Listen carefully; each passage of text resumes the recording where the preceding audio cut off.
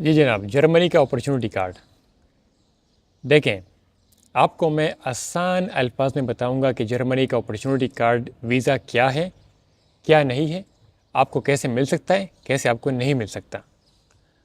अब ये जो जर्मनी की अपॉर्चुनिटी कार्ड है, इसके जो बेसिक रिक्वायरमेंट्स हैं, ठीक है, आपको मैं बताता हूँ।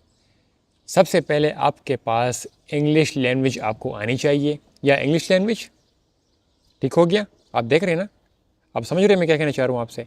या English language eight C1 level, ठीक हो गया। हर एक लैंग्वेज की 4 लेवल्स होती है मेरे भाई, हर एक लैंग्वेज की A1, A2, B1, B2, C1, C2।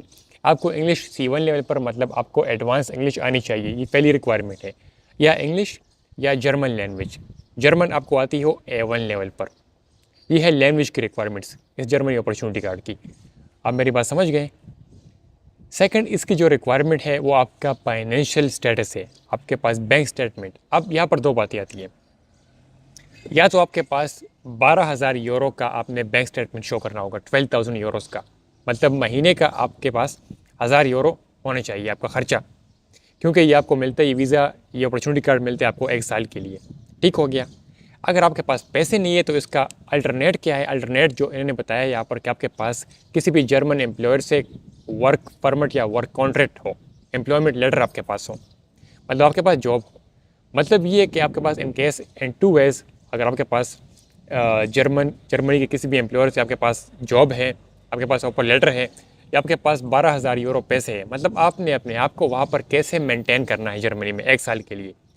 तो अगर आपके पास पैसे ठीक है तो भी ठीक है, अगर आपके पास पैसे नहीं तो फिर आपने जॉब ऑफर लेटर आपके पास होना चाहिए, ताकि आप अपने आप को वहाँ पर जर्मनी में 1 साल के लिए मेंटेन कर सकें। मकसद यही है। और इसी अपॉर्चुनिटी कार्ड को आप 2 साल के लिए एक्सटेंड भी कर सकते हैं, ठीक है। आपको मिलता है 1 साल के लिए, इसको आप 2 साल तक एक्सटेंड भी कर सकते हैं। अगर आपको 1 साल में जॉब ना मिले, आपको परमानेंट जॉब ना मिले, ठीक है, तो आप इसको 2 साल के लिए एक्सटेंड भी कर सकते हैं। ये भी एक अच्छी बात है। 3 साल का मतलब आपको मिल जाता है, ये ठीक हो गया।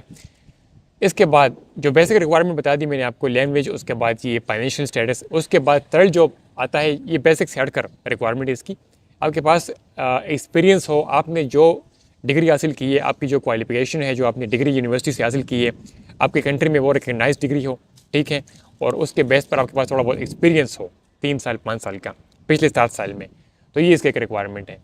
इसके बाद आप लोगों ने 6 पॉइंट्स पूरे करने होते हैं, ठीक हो गए मेरे भाई। 6 पॉइंट्स के ये पॉइंट सिस्टम है, तो जो बेसिक रिक्वायरमेंट्स है वो यही है। बाकी मजीद इसकी छोटी छोटी रिक्वायरमेंट आती है जिसके बेस पर आपको पॉइंट्स मिलते हैं। फॉर एग्जांपल, अगर आपकी वाइफ है, अगर आपका कोई पार्टनर है, वो भी जाना चाहती है यूरोप, जर्मनी आपके साथ, तो इसका भी आपको 1 पॉइंट मिल सकता है। इसके अलावा अगर आपकी एज 35 से कम है तो भी इसका आपको 1 पॉइंट मिल सकता है। इसके अलावा अगर आपको German language, basic requirement German language की, वो इंग्लिश की, वो जर्मन की A1 लेवल है। अगर आपको जर्मन लैंग्वेज आती है एट B1, B2 लेवल पर आती है, अच्छी आती है, तो ये भी आपको 1 पॉइंट इसका मिल सकता है। इसके अलावा एक और इसकी रिक्वायरमेंट है, अगर आपने जर्मनी में पहले रह चुके हैं आप, या कोई और आपका कनेक्शन है जर्मनी के साथ, ठीक है, कोई आपने जॉब किया जर्मनी में पहले, पिछले आपने आपकी हिस्ट्री में 10 आप पिछले 5 साल में, तो ये भी आपको 1 पॉइंट 2 पॉइंट आपको दे सकता है। तो ये सिंपल सी कुछ रिक्वायरमेंट्स हैं मेरे भाई जर्मनी अपॉर्चुनिटी कार्ड के। अगर आप इसको पूरा करते हैं, अगर आप इसको फुलफ़िल करते हैं, तो आप लाजमी जर्मनी अपॉर्चुनिटी कार्ड लेकर आ सकते हैं, क्योंकि अपॉइंटमेंट्स अभी मिलना शुरू हो गई है पाकिस्तान में, सारे तकरीबन मुल्कों में। तो आप लोग ये सिंपल मैंने आपको आसान अल्फाज में बता दिया मेरे भाई, ताकि आपको कुछ मुश्किल, आपको कुछ मसला ना हो। अगर आपके पास ये चीज़ें हैं तो अप्लाई कीजिए जर्मनी अपॉर्चुनिटी कार्ड के बेस पर। आप अपॉइंटमेंट लीजिए वेबस ग्लोबल के ज़रिए एम्बेसी से, और वीज़ा अप्लाई कीजिए, आ जाइए।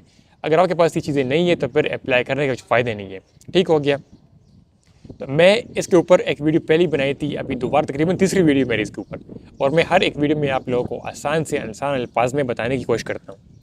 अब उम्मीद ही करता हूँ कि मैंने आपको बहुत अच्छे आसान अल्फाज में बता दिया है, आपको मैंने एक्सप्लेन करके दे दिया है कि किस तरह जर्मनी का अपॉर्चुनिटी कार्ड है क्या, और आप लोग कैसे ये हासिल कर सकते हैं। अगर वीडियो अच्छी लगी, वीडियो से आपको कुछ फ़ायदा मिला है, तो वीडियो को प्लीज़ लाइक करें, चैनल को सब्सक्राइब करें, क्योंकि आपका भाई आपके लिए इस तरह इन्फॉर्मेटिव वीडियो आसान अल्फाज में लाता रहता है, बिना किसी रिस्ट्रिक्शन के, बिना किसी मसले मसाइल के, बिना किसी कॉम्प्लिकेशन के, बिना किसी लांझे के। तो वीडियो को लाइक करें, चैनल को सब्सक्राइब करें, अपनी फैमिली का ख्याल रखिए। मुझे इजाज़त, अल्लाह हाफ़िज़।